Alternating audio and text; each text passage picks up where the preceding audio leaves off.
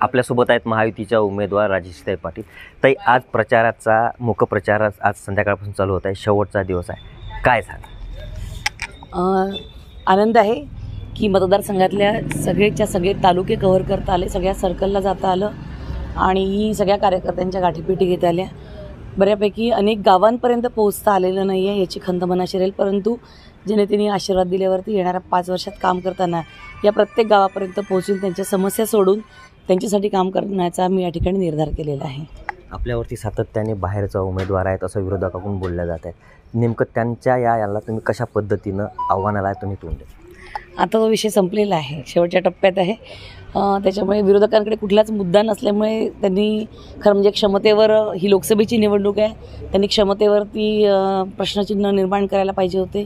काम कशा पद्धतीने करतील याच्यावरती प्रश्नचिन्ह निर्माण करायला पाहिजे. ती लोकसभेची निवडणूक आहे. काश्मीरची गुलाब नबी जर आपल्या इथून निवडून येऊ शकतात. मी या माहेरची लेक आहे. इथे 26 वर्ष मी काम केलं आणि लग्नानंतरही या तालुक्यांमध्ये माझ्या 12 शाखा आहेत. गोदावरी फाउंडेशनच्या माध्यमातून, विविध सामाजिक कार्याच्या माध्यमातून मी सातत्याने या भागात संपर्कात राहिलेली आहे. माझं माहेरचं घर इथे, माझी शेती इथे, जी शेती मीच करते. दर महिन्याला माझे कार्यक्रम त्या गावात होतात. त्याच्यामुळे मी बाहेरची आहे आणि हा मुद्दा लोकांनीच खोडून टाकलेला आहे. त्यात मला काही वेगळं करायचं काम पडलेलं नाही आहे. आज प्रचाराचा शेवटचा दिवस आहे, काही तासावरती मतदान आहेत. काय मुद्दे तुम्ही लोकांपर्यंत आजपर्यंत मांडले?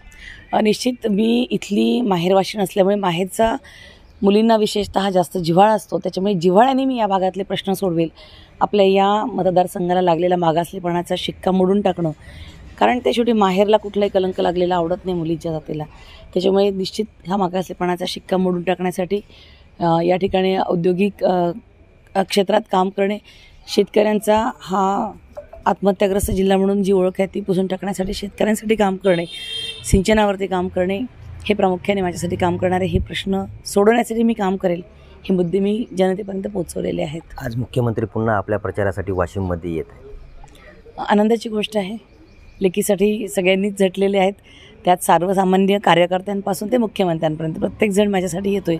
ही माझ्यासाठी आणि माझ्या लोकसभेसाठी सुद्धा खूप आनंदाची गोष्ट आहे. या निमित्ताने लोकसभेतले प्रश्न थेट मुख्यमंत्र्यांपर्यंत जातील, ही सकारात्मक बाब आहे. धन्यवाद. निश्चितच आपण जर पाहिलं तर आज प्रचाराचा शेवटचा दिवस आहे. आज संध्याकाळपासून मुखप्रचार होत आहेत, ते घेऊन लोकांसमोर जात आहे. निलेश फाळके, एबीपी माझा, यवतमाळ. एबीपी माझा, उघडा डोळे बघा नीट.